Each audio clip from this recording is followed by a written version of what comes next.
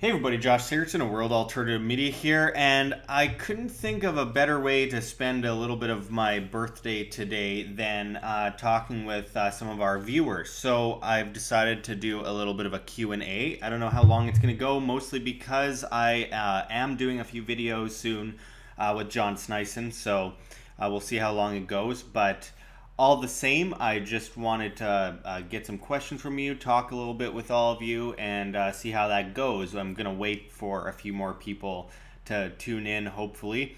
That's the thing about what I do is that I'm often doing it in, the afternoon on weekdays because, well, I work for myself, so I'm not, stuck in jobs and stuff. So I never really know when to air these because sometimes I do it at night and people get mad that it's not earlier. I do it earlier and people get mad it's not later. And I'll just do it whenever I do it and hopefully people tune in. But I see some people commenting already. Uh, there's Barry White, NASDAQ trader, Lorraine Weymouth, hello and thank you. And Lorraine is from the UK. Lots of stuff happening over there right now. I don't know. I've never been to the UK personally, but I've been wanting to go for a while. But my next trip is actually Miami in what, a week or so. Going to see the Frios guys down in Miami, so I'm looking forward to that. I did an interview with Bob Stanley and Aaron Honch about a week ago or so, a week and a half ago in Spokane, Washington, regarding Frios, which I'm pretty excited about, on the EOS blockchain. And also, it's like an alternative internet. It's a way for you to stay safe and not spied on, surveilled. Anyway, Stampy Bear says happy birthday. Thank you very much. We got a few people commenting here. Barry White says, "Never forget the USS Liberty." How could I forget the USS Liberty?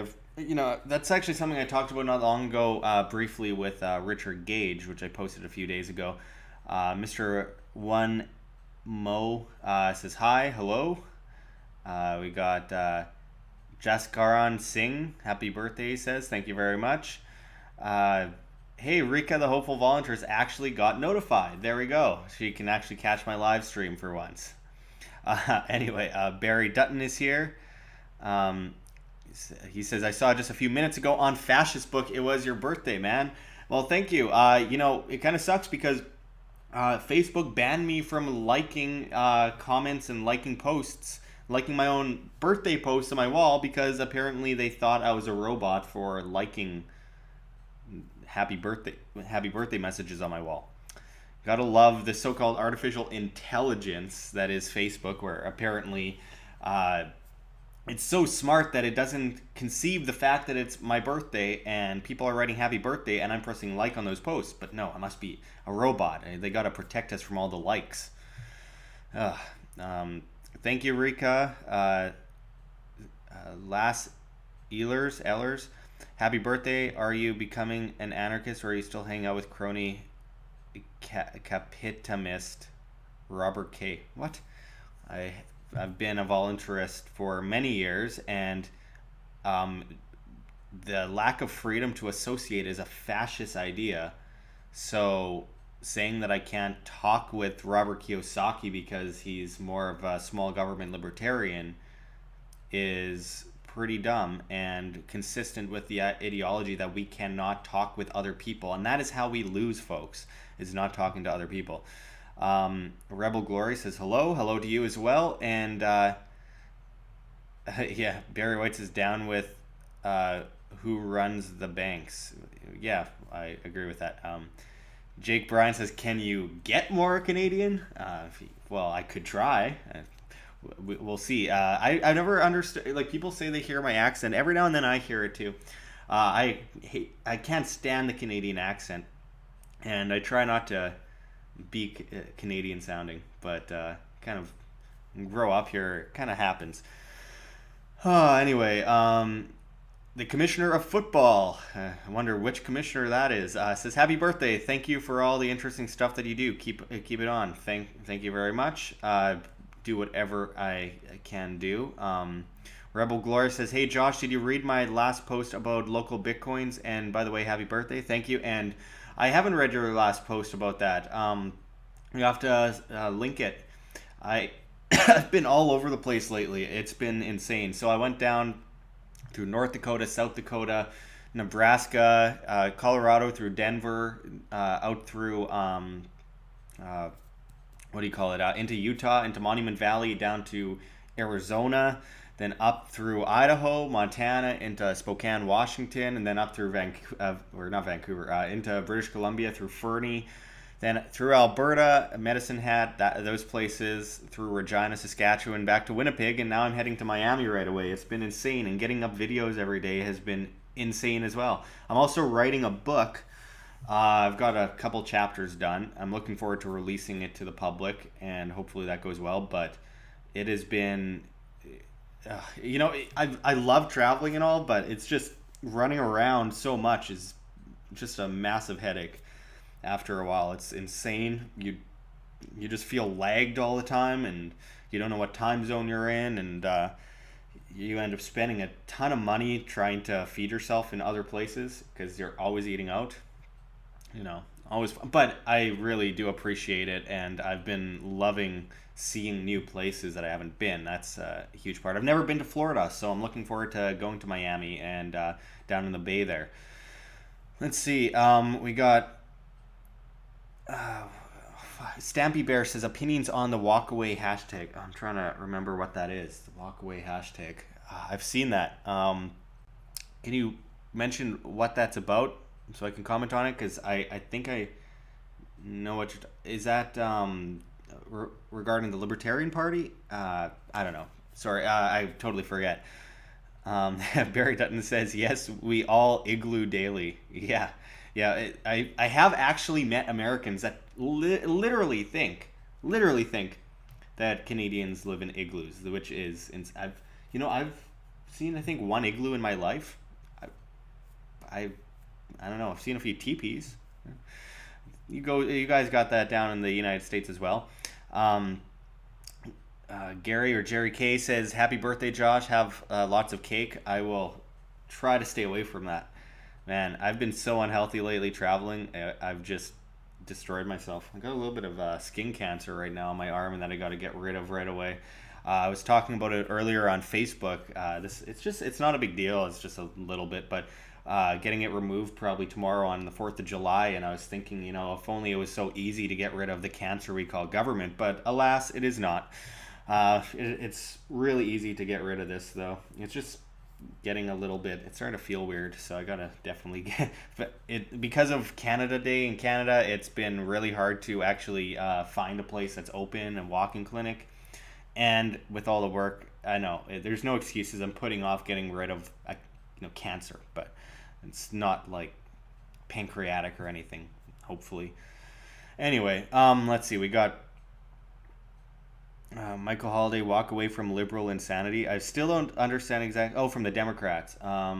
Yeah. So with this insane person that won, I think she was 28 years old in the Bronx, and then they found out she actually grew up pretty wealthy, which is usually the case because those are the most dependent people that they get provided for all their life, and then they come out and they say, well, I think I know what's best for everyone, and we all need to be provided for by the government, aka we need to steal people's money and give it to other people. I say walk away from politics in general, folks. Democrats, Republicans. Sorry for those that like the Libertarian Party, but might want to walk away from that as well. Just walk away from politics because, I was just talking about cancer.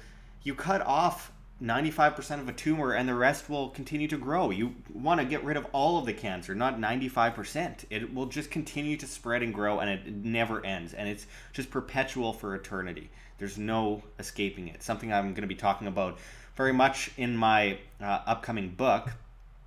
I'm using WordPad, so I'm trying to figure out how to properly figure out how much I'm actually writing, because it doesn't show pages. It's just long and it doesn't show a word count, so I've got to actually get on something else. I've written lots of books before, never on WordPad, so it's I don't know. Jerry K says, smash the like button, sub, share, do it for Wham now, guys. I really appreciate it. Make sure to press like. I want to see those likes go up. I always appreciate the likes. It helps us get into moderation more in suggested videos, etc. The last week and a half for Wham has been insane. We've been averaging more than 1,000 subscribers now a day. I just don't even know what to do with that. It's just we are growing faster than any other independent media in the world at this moment. When you consider per capita, we are growing faster than anyone else, and I don't know how I can thank you guys enough. It's something that's I started this years ago, and I just I was hell bent on succeeding at it and making sure that I get this information to as much people as humanly possible, and somehow it worked out. It's amazing. I wonder, a couple years ago how I even managed with like 1,000 subscribers, but it's just taken off and it's been amazing. And this is the whole point. I've been trying to reach as many people as humanly possible and get outside of the echo chamber as well, because of course far too many of us linger on in the echo chamber. Otherwise I just leave YouTube and just go completely to STEEMIT and DTube, and I love STEEMIT and DTube. However, we need to reach the people that don't know about this kind of stuff yet. People that don't understand decentralization, the people that don't understand that government is organized crime, that we are free human beings and we should not bow down to some almighty cartel that says they know what's best for us for the greater good of the greater number, right? That collectivist mantra. So it's been amazing growing, and it's been amazing seeing so many people get so interested in it in the past few years. It's incredible. And it also, having that audience allows me to talk to basically whoever I want to. So that's been really good. I've actually been able to get a hold of people. Ned Yalko says, lol, I said cancer zodiac, and he said previously mentioned about cancer, the disease. Well, yeah, I was talking about, because I got a little bit of skin cancer that I got to get cut off earlier on. But I'm also a Cancer, technically, July 3rd. Yeah, anyway, let's see what else we got here coming in on the comments. Barry Dutton says, like what you see here, folks. We cannot do it without you. Smash the like button. Yeah, you're combining, I think, Luke Radowski's outro and my outro, which is interesting. I think he's always telling people to smash that like button. Don't smash it too hard. Don't break it. Yeah, no, my jokes are terrible. I do have a super chat coming in, though. All right, so we got $5 from Michael Holiday. I really appreciate it, man. He says, without government, who would tax us for global warming when the world is cooling and we are at an annual world average of 0.6 degrees Celsius? See Dr. Roy Spencer. Yeah, well, actually, I missed out on actually being able to interview Lord Christopher Monckton again, who, by the way, just cured his Graves' disease. His eyes have retreated. It's very interesting, his story. He was telling me about it, though I've had some issues with Lord Monckton, especially when he supports knife control, which I don't even know. But anyway, it's pretty incredible how people have grown to believe that the government should fix the problems of the government, when government, and I went into this in my recent hemp video, how government initially monopolized big oil like Standard Oil, and led to this massive exodus from hemp products, which, by the way, I mean, you look at how you have to grow trees for 30 years to properly harvest them for paper, and we're tearing down these rainforests, and we're using petroleum products to make plastics, when you can use hemp for all of that. You can use hemp to fuel cars. You can use hemp to build cars. And it's such an incredible plant. And, we could have more employment. We don't have to pull the rug out from anyone in the oil industry. But, of course, government created this massive monopoly where we have to bow down to the oil companies rather than build a massive industry that's even bigger with hemp, which harvests incredibly fast and several times a year. And with that, what you could do is, replace the plastics with, biodegradable plastics. So you don't have this plastic in the ocean. But instead, they need to ban straws, and they need a carbon tax to steal our money in order to give to massive industries that further monopolize the same thing that they claim to be fighting against. I mean, this is where it comes down to that problem reaction solution mentality. Repeat. Jake Bryan says, Moncton still wants to be called a lord. Weird hearing people call him that at the Red Pill Expo. It is weird. I personally just call him that for shits and giggles, because he he gets really mad if you don't call him Lord. John Snyson had witnessed that for himself when he freaked out on a hotel for not putting his title on the room. The third Viscount Moncton of Brenchley. It's like, dude, get over it. You're a human being. But at the same time, I've seen him do a lot of really nice things for people, especially Jeanette Finicum, donating a lot to her after being moved by her speech at the Red Pill Expo in 2017. I think he's overall a nice guy. I think he just talks and talks, though, and really obsessed with the whole royal thing. And just, I don't know, it gets... you end up looking for people to kind of break away. It's like, man, he goes and he doesn't stop. I've figured that out from interviews as well before, where I'd be interviewing him and I asked him 2 questions and it lasts an hour and 3 minutes for the whole interview. And then after he's like, well, you didn't ask me many questions. And I'm like, yeah, well, you didn't stop talking for the entirety of that time. How could I? I tried to get in, but you wouldn't let me. Anyway, he definitely likes to talk. Rebel Glory says, World Alternative Media, Local Bitcoins is a great website if someone is looking to buy Bitcoin, but it's not good for people trying to exchange their funds quickly or easily, such as day traders. Yeah, I've used Local Bitcoin several times, and I got scammed royally on Local Bitcoins using PayPal, because at the time, I wanted something real quick, and I needed to get a new camera, so I exchanged from STEEMIT to Bitcoin, and then from Bitcoin to cash. And then I get a notice, I think about a month and a half later, after I got back from Acapulco this year, by the way, which is on my shirt. Awesome shirt by David Dees. But anyway, so I got back and I get this email that says that this guy says he did not authorize a transfer of this money. And he didn't even say that all of it was not authorized. He just said like the majority of it was not authorized. And then I had debt collectors calling me at 6 in the morning, and I've called PayPal over 12 times now, and they keep saying, don't worry, we'll fix it. And then we go over to email, and we deal with it over email, and then I get the debt collectors continuously calling me the next day, so I have to call PayPal again, and then I have to re-explain the entire story to them, and then it just repeats over and over again. They never do anything about it. They lie to me. They say that they're going to fix it. They say that they're going to re-appeal it and everything, that this is obviously fraud, and we can see it's fraud, but, then they treat me as a fraud, and they are sending debt collectors after me for thousands and thousands and thousands of dollars, which I cannot afford to be giving them, and I refuse to give them because it's stolen money. And they've already stolen about $700 from me out of my PayPal. And that was, a couple donations. So I've shut off all access to my PayPal. I've been using Payoneer and GoFundMe and stuff like that. So when I get Patreon pledges, it goes straight through Payoneer rather than PayPal. But it really sucks because when people want to pay me for a gig or something like that, I can't take PayPal, and it makes it very difficult. So yeah, it's been very annoying, and stay away from PayPal, folks. They have the worst security ever. Anyone can use a credit card or anything like that and PayPal to use to sell a product over eBay or Amazon, wherever you sell it.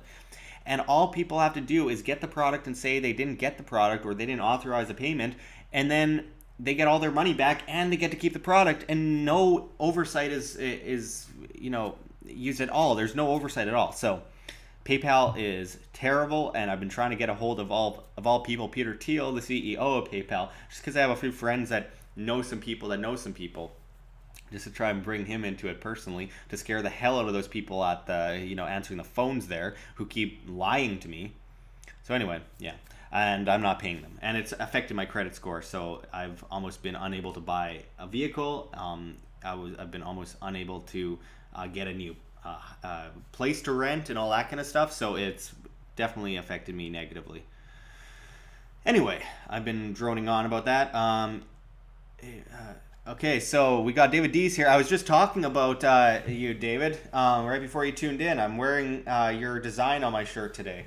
I wasn't going to wear the shirt, and the reason for that was I don't want to ruin the shirt because it's really nice. It's awesome design. I don't know if you guys can all see that, but it's from Acapulco from this year. And David Dees does incredible artwork, and I didn't want to use the or wear the shirt because I'm afraid if I wash it, it's going to affect the picture and all that kind of stuff. So, but yeah, I was just talking about you. If people don't know who David Dees is, they really gotta do some Googling because it's pretty incredible the work that he's done. The art is some of the most incredible artwork. It is the most incredible artwork in the Liberty movement, and when it comes to the Truther movement, and very, very good stuff. You can buy his books at his website. Just look up David Dees. So anyway, I got Bitstreamer says, "Wow, you make so much on STEEMIT." Not as much anymore since Steam's gone down. It's been hard to make that much on STEEMIT, but let me see. Did you see something recently? Did my latest post catch on? Oh, wow. Yeah. Okay, so I can see what you're talking about. My going live on YouTube for a birthday Q&A post got $111.54. Thank you very much to the Joe Hall Files. Thank you, Jason Staggers on STEEMIT, Agrostis, the Lindval, Wake Up ND, Captain Cook. It's almost like an accent in the spelling. Dizzy J, Top 5 Everywhere, MSG 768, David Cash TV, Shadab 14 MEB 346. That's an interesting name for STEEMIT. M Gang and Tusam, and there's a whole bunch more. I could go on all day. We got lots of people upvoting me on STEEMIT. I really appreciate that. Yeah, I definitely used to make more on STEEMIT when Steam was up, and I don't blame people for not wanting to spend money on or spend their Steam when the value's so low. I'm looking at my video, by the way, and I'm really blurry. I hope there's no connection issues for you guys. But and David, I turned 24 today. Yeah. But I don't think about my age at all. Half the time I forget about my age, just because thinking about age doesn't help anyone. It makes, when you think about age, you consider aging, and then you age faster. In my opinion, I'm just gonna avoid thinking about my age forever. Probably the best way to go about it. But anyway, so Steam has gone down recently, so it's made it a bit more difficult to make money, and that's fine because people are hodling their Steam, and good. People, Steam still has one of the most incredible volumes of any cryptocurrency out there. I think the number one of 2017, more than Bitcoin. So Steam definitely has incredible potential, especially considering the decentralized blockchain alternative to social media. And I think it'll probably see quite the rise in the next while. It went up almost 40% the other day. So it's definitely growing, but it's kind of just plateauing right now. And I'm looking forward to what's next. But I think once more people get on STEEMIT, that money will spread at a faster rate. I remember last summer I was making a ridiculous amount on STEEMIT, especially because SBD, for absolutely no reason, was like climbing to insane highs for no reason. Really, no reason at all. It was like dumb Korean markets or something, or people are buying into it. And when I talked to Dan Larimer, who created Steam and STEEMIT and EOS and BitShares, he was saying like, yeah, I don't really know why it's happening, but hey, why complain? We're all making more money than we were before. SBD was just skyrocketing. But I hodl my Steam and I sell my SBD. But I'm kind of hodling a bit of the SBD right now until it goes back up. Anyway, Killa Kami for Mommy, all right, says, why do millennials like man buns and rap? Well, I don't like man buns and I don't like rap. Sorry to anyone that does. But yeah, I don't know. Can't answer that. Anyway. Yeah, 24, and there's so much more. Neil Young is so his politics drive me nuts these days. But I used to play a lot of Neil Young on stage, and of course he's from Winnipeg, Canada. I'm from Winnipeg, Canada. He was a huge influence on my music style when I was younger. He really annoys me now with his politics and his Agenda 2030 crap. But otherwise, yeah, he's pretty awesome. Let's see. Charles Fuchs says, happy birthday, boss. Send me some Steam. Yeah, well, send me some Steam first. And then when Steam goes down a bit, or up a bit, I'll send you it back. I'll refund you. You're the one that calls yourself stacking. Anyway, we got Bravo Charlie. Hello. John Knight says, happy birthday. Thank you very much. Kilakami for Mommy says, you're a good man. I appreciate that. I try my best, but I'm very flawed, as everyone is. Bitstreamer says, have you used DLive? Not DLive. I've used DTube and STEEMIT and everything. DLive is a great idea. It's a future of live streaming and all that kind of stuff. But and stuff like Twitch and it's a great alternative. But I find things that are used through proxies on the blockchain are rather slow usually, and I think it needs more bandwidth and more stability before it really catches on. But I like the idea. I definitely like the idea. There's enough problem right now where I'm looking at my YouTube here, and the video output is super low, and the stream health is the worst it could be, a 1 out of 10. I hope you're all hearing me and seeing me. And if that's a problem on YouTube, and I have 150 internet, it's still, looking at DLive, there's problems. And there's problems on DTube with people who don't have fast internet, watching or uploading. So things need to change, and we need to support the innovation of this market. Smufter16 says you played on stage. Very cool. Yeah, for years. I was actually at one point the second top ranked Canadian musician on YouTube years ago. But I ruptured my vocal cords in 2012. And within the same week, I fractured my hand. So playing guitar became really difficult. So all happened at the same time. And within that same week, I decided to start my own media. Everything happens for a reason, and I'm happy every day about it. I wrote over 300 plus songs by the time I was 16, and they've just been put away. They're all on paper. No one can hack those songs, just so you know. It's all on paper, put away in this massive stack, and I've done nothing with them. So that's something I might want to do something about in the near future. But yeah, it sucked. It was my number one dream to be a musician when I was younger, and you know what? I found a better calling through, serious health issues and all sorts of stuff. So it worked out great, and I couldn't be happier about it. I've played on stage with some incredible people. I've met some incredible musicians. I met Tom Petty and people like that. Sheryl Crow. I'm not a big fan of Sheryl Crow, but I was able to meet her. Played on stage with people who were in the band The Guess Who. It worked out really well. Had that experience, and then on to the next life, right? And while I was still very young, which is perfect, it worked out really well because, in 2012 I turned 18, and in that same year I started my own media, and here I am at 24, and it's just like I said, I'm getting over 1,000 subscribers a day. I've never thought anything like that would happen. I've been looking at my Social Blade religiously the last week, just thinking like, man, this is insane. How is this even happening? Up to 100,000 real soon. I'm at 66,000. Let me actually check live here. Currently on Social Blade, I'm at 66,478 subscribers. Now, a week ago, I was at about 61,000. So, definitely pretty incredible.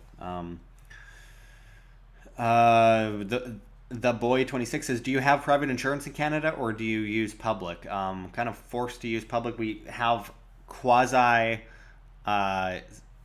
private insurance, but they're all routed through government insurance companies. We got a thing called MPI, Manitoba Public Insurance, which kind of has monopolized all insurance in the province I live in. Yeah, not fun. Actually, another thing I write about in my book. Okay, so let me know in the thing if you will buy my book if I release it. Just write in the chat there if you'll buy. I want to have a bit of a poll here to see what the reaction will be from the viewers. Just right below if you will indeed actually buy it. I'm going to be trying to actually get it professionally published rather than self-published, because I find that professionally published, I can get better deals and get it into more stores, and then I spread the information to more people, which is definitely a goal for me. Anyway, let's see. Okay, I got a couple people saying yes. Charles says, I'll buy 20 of them books and do giveaways on STEEMIT for you. That would be awesome. All right, well, I got a few chapters done. A physical book, yeah, exactly. I don't like those electronic books personally. I much prefer the electronic books, or I mean the physical books. Um, I had like a tiny bit of time last night, and I spent about an hour writing 2 chapters of the book, and I'm just writing them out in different sequences. I don't know how this is all going to come together. I keep thinking about something new every couple hours, so we'll see. But it's going to be, I think, comprehensive, and I want it to be big. I don't want it to be a tiny little thin book because it just doesn't look good. I want to have as much information packed in there as humanly possible. Maybe I'll get it made out of hemp. Maybe I'll get the whole book made out of hemp. We'll see. And use hemp ink. That'll be a good way of going about it, as considering what I've been talking about lately with the hemp market and government monopolization, and how they, instead of fixing the problem, which is getting rid of their regulations and taxes and all that kind of stuff and their monopolization, they try to fix the problem by doing that which created the problem in the first place. So yeah. Anyway, Rebecca Hubbard says you are a prodigy. I doubt it. I've seen some prodigies. I don't know how some people do what they do. I'm actually rather weak when it comes to a lot of doing this kind of stuff. I get wiped out real easily. You wouldn't be able to tell as much, but if you look at some of my past live streams, I've practically almost fallen asleep talking, because it just it's 24/7. It just gets insane after a while, but I do whatever I can. Bad Santa asked if I can give a bit of an overview about it. I don't really want to, and this is the reason why. I'm really wanting to hopefully, reveal it right as it comes out, because I'm afraid of how of people plagiarizing and that kind of stuff. I'm really protective of this kind of stuff. I don't let a lot of people know when I'm working on something. I want it to be more of a surprise, but I obviously have to do a lead up to the book and market it a bit. But I'm going to be careful about talking about it. Let's just say it's about freedom, and I will go at it from every possible angle imaginable. And I hope you like it. I'm going to be ecstatic to actually get it out, because I've been wanting to write a book. When I was younger, I wanted to be the youngest published author ever. I remember writing my first 200 plus page book when I was about 7 years old. Terrible book, obviously, but the idea was to develop something so I could publish it and be in the Guinness World Records. That was one of my goals when I was about 6, 7, 8.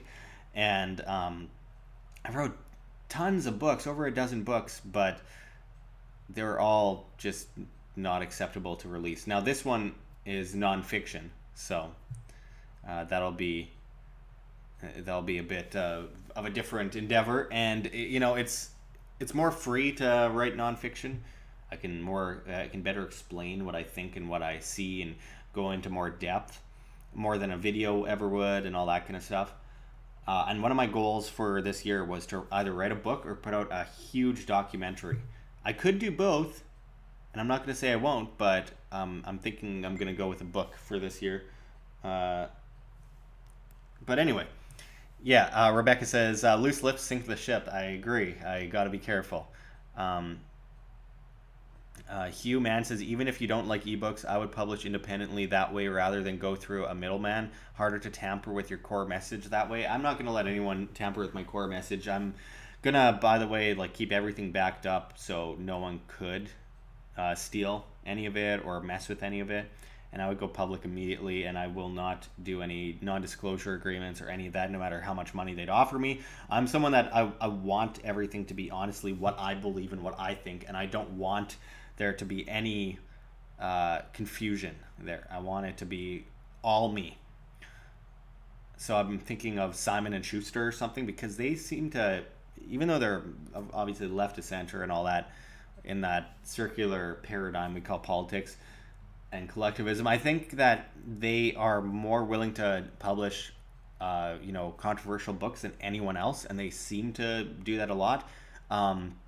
The lone exception, and it's only kind of an exception, is with Milo Yiannopoulos, where they published his book and then took it off the shelves. But I don't think what I'm saying is gonna cause the same kind of controversy that Milo Yiannopoulos does. So I think I'll be good on that. And I was against them taking it off the shelves, but you know what? It's a private company. They can do whatever they want, as long as they don't mess with my core message, which I'm gonna be dead set on ensuring that doesn't happen. But the book is gonna be hopefully in bookstores and on Amazon. So I want it to be, spread everywhere and not just in, little pigeonholes. Right? I want it to get to as many people as possible. All right. Allie Clark says, happy birthday, and sent a $20 super chat. Thank you very much. I couldn't do without you guys. Really, it means a lot. It really does. We have dealt with a lot over the past couple years here on YouTube, and a lot of censorship, a lot of attempts to withdraw views, demonetizes as hate speech, which is always an interesting concept. But when people help out, it makes a world of difference, and it allows me to be able to do this kind of stuff on a regular basis because the costs are going up. I'm running around now to different countries, and I'm constantly on the road. February, I was in Mexico for Anarchapulco, which was amazing, by the way. Got about 18 interviews out of that, I think. And then moving on from that, I went in May to California. I'm already forgetting. San Diego and up through LA for Libertopia. And then I went just recently in June to the Red Pill Expo in Spokane, Washington, and was able to talk with a whole bunch of incredible people there. There was problems. I'm not going to say there weren't, but we were able to meet with amazing people and network and talk. Most of my job is actually off-camera networking and getting things prepared for the future. So that was amazing, and now I'm going to Miami right away, and there's talk about possibly Las Vegas and what was it again? Italy. So we'll see. It's insane. It's like everything's become a blur where I'm experiencing what a lot of people experience in like 10 years in each week, and it's insane. I can't even comprehend some of it. Decentralized. Awesome. Decentralized sent 5. My eyes aren't really good right now. Is that euros? I really appreciate it, man. Means a lot. He says, thanks from your great content. If I can ask how you get your monthly income. Yeah. So mostly YouTube. It's mostly YouTube. Cryptocurrencies are savings for the future, away from the pension Ponzi schemes. However, it's not the best.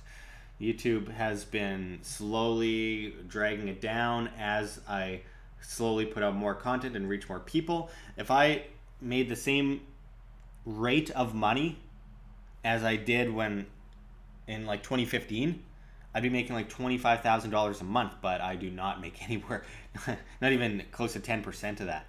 So it's definitely a huge downgrade, and it's really hard to pay the rent, eat food, have a vehicle, go places, and all that kind of stuff, and invest in WAM to make sure that I have the camera equipment, I have the lighting, I have the audio when all that's happening. It's really brutal, but with your help, you keep us alive. And I've often said, like, if you look at, for example, Patreon, a $1 a day pledge from all of the subscribers would be like $66,500 a month, which is insane, and which would make us more powerful than any other independent media in the world. But obviously that's not going to happen. I put that out there because, it's $1 a month, and it would change the whole scale of independent media for years ahead. Even 1% of that makes a huge difference. Less than 1% does. Any cent is. If someone sent me 5 cents, I'd be happy, because someone went out of their way to do that. They appreciate something enough, and the work that I'm doing to give that. So I couldn't do it without the viewers. And Jane Reynolds sent $10.99. Thank you very much. She says, great work. Tell us about the Red Pill. So the Red Pill Expo was amazing. There were problems with one of the organizers, and that organizer really caused a lot of issues with the voluntarists and anarchists that came along, people that are friends with G. Edward Griffin even. They kicked out the voluntarist brotherhood, but this is all unity. So I'm not going to hold it against her. I think that she was wrong. I think it was stupid. I think she will shoo people away from going to something that is the legacy of the one and only G. Edward Griffin, my friend. So I'm annoyed that this organizer caused so many issues. So Antifa showed up and they were going to bring like a Nazi flag or something in. They had fake names. They're going to go in and hold up a Nazi flag next to the stage so they could take a picture, run out, and show everyone that, oh, we must be a whole bunch of white supremacists or something, which obviously we're not. And like a good quarter of the speakers were all different kinds of races and from all over the world. But whatever, they benefit. They want what benefits them. They want that viewpoint that benefits them, and to carry on a dishonest message in order to benefit their viewpoint. But 5 or 10 minutes later, my friends Anna Pashenta and the Voluntarist Brotherhood showed up. They are a bike group about the non-aggression principle. They are the most peaceful people you could possibly imagine. Incredible guys. And this Debbie woman freaked out and came up, what's going on, guys? Is there a problem? People are concerned. Well, who's concerned? I don't see anyone around us. They just entered the hall. You saw them. You recognized them from the night before because they were vegans and you weren't. And you had disagreements, and now they shouldn't be allowed in the event or something. It's just ridiculous. So she was saying that they couldn't be in the event, even though Bob Stanley from Frios gave them passes and everything after paying into the event. It was just a mess. So I saw G. Edward Griffin. I walked to G. Edward Griffin. I said, hey, so we're having this issue. My friends, some of whom you know, are not being allowed in.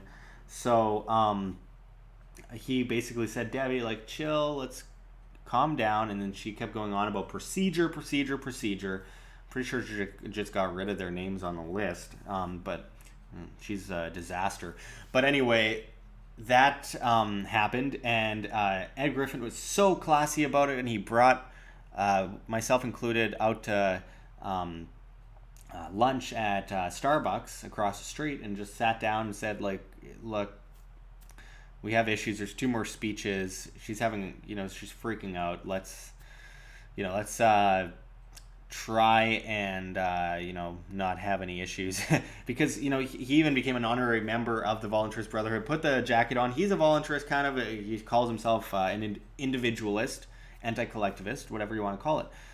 And Ed Griffin, I won't exactly say everything he said, but he made it clear that he's a man of great class and really helped fix the situation up. He's an amazing person, and she is going to be divisive, and so be it. I hope she isn't involved in planning next year. I really hope she isn't, because I want to see the Red Pill Expo do well, and I want to make sure that people like this general that was speaking there, who was talking about creating proxy wars, isn't talking there again, because that's not what G. Edward Griffin believes in. That's not a red pill, that's a blue pill.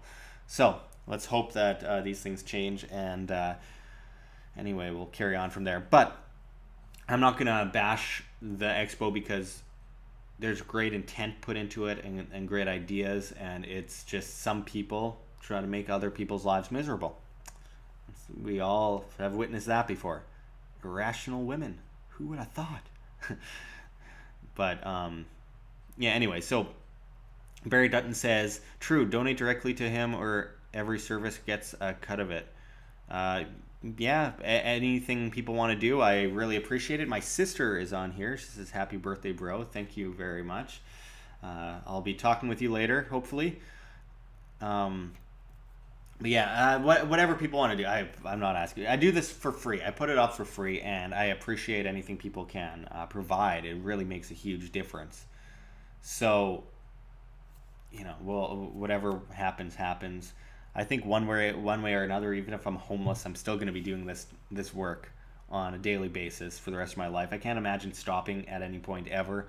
I'm one of those people that I want to see myself at like the age of 90 still doing this kind of stuff, like G. Edward Griffin, just passionate and just constantly influencing and creating different forms of change in the direction of freedom and voluntarism. So I'm not going to be quitting anytime soon, ever for that case. But I am getting a little tired, and John Snyson should be getting here soon. I don't know. He's a little bit late. He's on John time.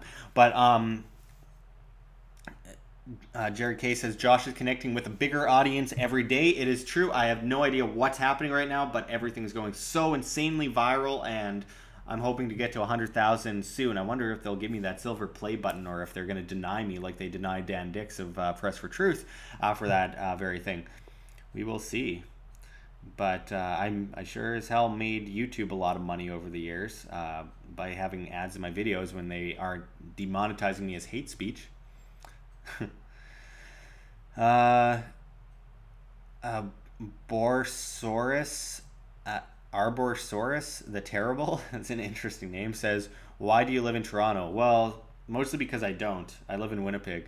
I would not live in Toronto. Sorry to any Torontonians, but not my cup of tea. Not a big fan. I'm not a big fan of major cities in general. I like going through them. I like checking them out, but living in them, not my favorite thing. Let's see. CryptoPants says, you have great things going for you. I appreciate it. I'm doing everything I can and pumping it out as much as humanly possible. I try to get a video up every day. Today I've resorted to the live stream, but this is one of the best things I could do on my birthday, is to be able to talk with our viewers. It means a lot, and I'm also probably going to get a clip up from my Robert Kiyosaki interview later today on cryptocurrency, gold, and silver. So I'll be posting that a bit later. Going to make the best of that situation before it's too old of a video. And a lot of people don't stay tuned to the end anyway. Let's see. I'm just looking through. There's a lot of comments. It's hard to keep up. Jane Reynolds says, keep up the good work. Thank you very much. J. Torres 1719 says, what was their excuse for denying Dan Dix the play button? Is it his name? No, I think they just didn't do it. He sent in a thing about it, and they just never responded about it. And he hit 100,000 almost a year ago, or about a year ago now. So yeah, it's controversial content, and YouTube answers to no one apparently, other than the fact that they've gotten billions of dollars from the government through Google. But we shall all decentralize eventually. We just have to change the tide towards that true decentralization, which I believe we are on the path to doing currently. I'm gonna wrap it up right away because I have to have enough coffee and energy to do a few videos with John right away. I know I have a Christmas cup. I always end up doing these live streams with a Christmas cup. Need my coffee though. Don't know what I'd do without it. Let's see. Let's see. There's a lot coming in, and it's hard to. I don't want to start a huge new conversation right away. Rebel Glory says, hey Josh, what would you do if someone donated $1 million in crypto to you? How would that change your life? Well, if they did it right now, it would dramatically change my life, because I just hodl it until Bitcoin goes back up, and then end up with like many millions. But I mean, what would anyone do if they suddenly got handed $1 million? It would be one of the most life-changing experiences ever. It'd just be unbelievable. And of course, the taxes with cryptos would be difficult, but I think it's on capital gains, so it's hard to exactly know what that would lead to. But I would just say it would make my life better, because I'd be able to get more information out to you guys, and I'd be able to spread more information, reach more people, and bring this operation to the next level. I don't know if you're offering, hey, I got my Bitcoin address in the description, $1 million, good birthday present. No, but anyway, it would be awesome, to say the least. I think that everyone would say the same. Barry Dutton says, buy silver and EOS crypto people. Absolutely. I'm really loving EOS. They got to figure out some issues right now with, I've been seeing a lot about the RAM and the, issues with transactions, and I'm sure Dan will fix it. Dan is probably the most genius, almost like alien brain species, a person who is incredibly innovating the market, and I trust Dan Larimer when it comes to creating a greater environment in the cryptosphere, and not just for currency, but for what you build on a decentralized blockchain, which we can replace government with. Decentralized says capital gain tax percent in Finland is 13 or 35%. Yeah, I know, it's insane. I think it's 45% in Canada if I'm not wrong. It's ridiculous, and I refuse. I'm not cashing out for that reason. They can't do anything if it's not cashed out. It's not taxable until you put it into cash. Are all you Canadians using Quadriga to convert fiat? Says Arborsaurus the Terrible. No, not me. If I'm gonna convert, it's gonna be a tiny amount.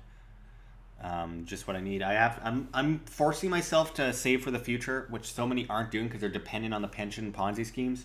I'm forcing myself to save for the future, so I just live on what comes through YouTube currently, and what comes through Patreon, and what comes from GoFundMe. So that's basically it right now. Let's see.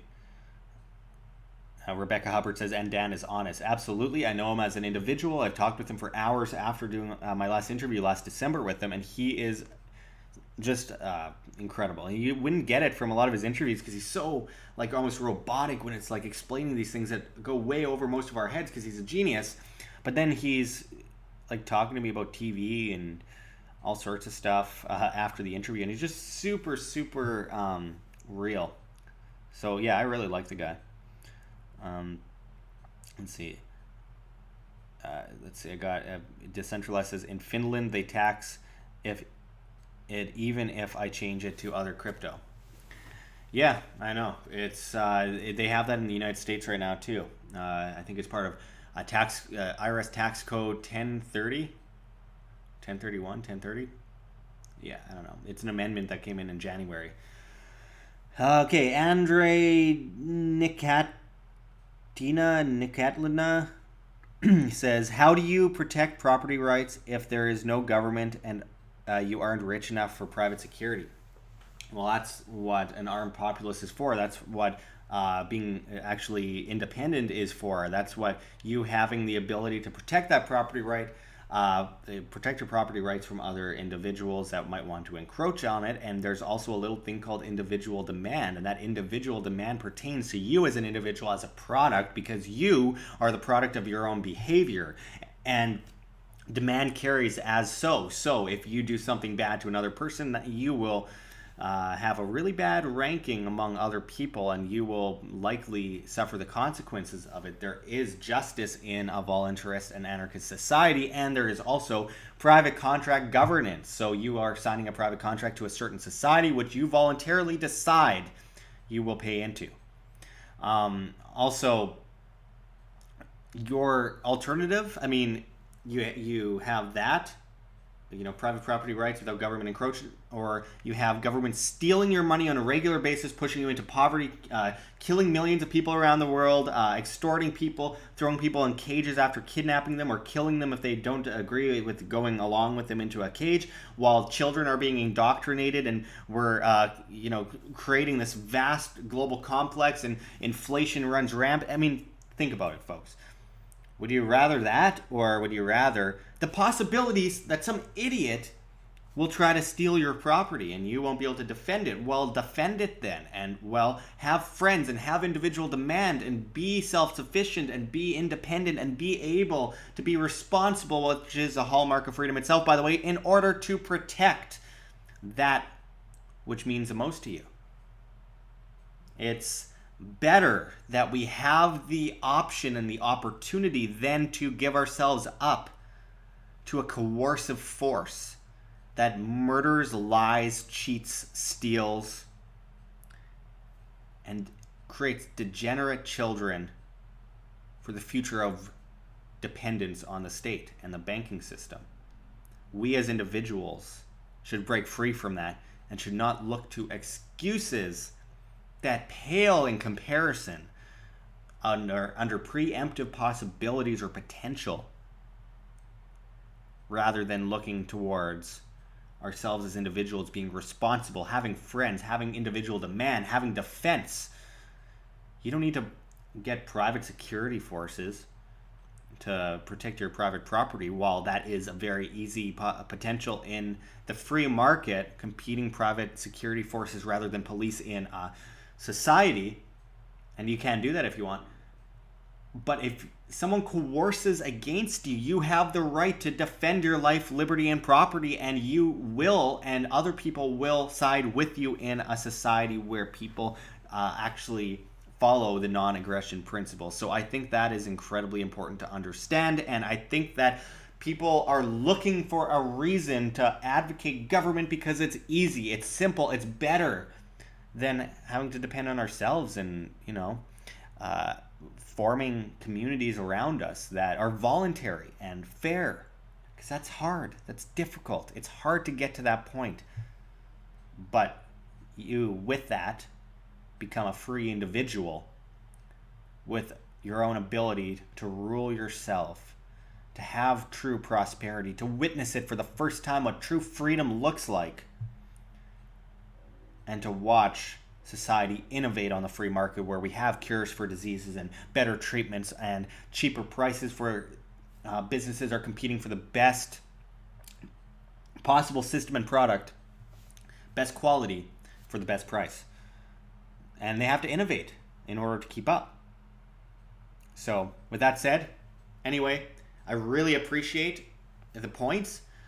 And Andre, you just said bullets won't do much against 100 plus people who want your property. Well, who are these people that want your property? And why are there 100 plus of them that want your property? And what did you do to create this angry mob? That is not logical. It's grasping at straws to give an excuse for a coercive force of more than 100 people with guns and an army and with millions of deaths on their hands to take over that property instead and steal your money and destroy the lives of your children. Excuses, excuses, excuses. There is no excuse for coercion and destruction of the individual and the destruction of individual freedom. There is no excuse to give yourself up to an almighty power because you think you have a better idea than someone else, so you must force it on them. That is not a civilized society. That is quite the opposite. So anyway, again, thank you for the comments. I appreciate all of them. I appreciate the debate. I will argue to the death for freedom. So, while I understand the concerns are mute and futile compared to the concerns of government and coercive collectivism. So, anyway, thank you for watching. I appreciate all the comments. Thank you for tuning in. Thanks, Carl Hamill, who will protect us against the aliens. Us. We will. You will. Don't worry about those aliens. We'll treat them to a nice dinner. We'll sit down like the pilgrims and we'll all get along in a peaceful, voluntary, non-aggressive society. Thanks for watching, everyone. And until next time, thank you for the happy birthday wishes. It means a lot. It has been great talking with you today. And we will see you soon. And I'll see what's happening in Miami. I'll keep you all up to date on that and my book. Make sure to press like on the video and share it. And make sure to always stand up for the message of individual freedom over coercive collectivism and the destruction of free humanity. Thanks for watching, and until next time, this is Josh Sigurdson signing out from World Alternative Media. Find the truth, be the change.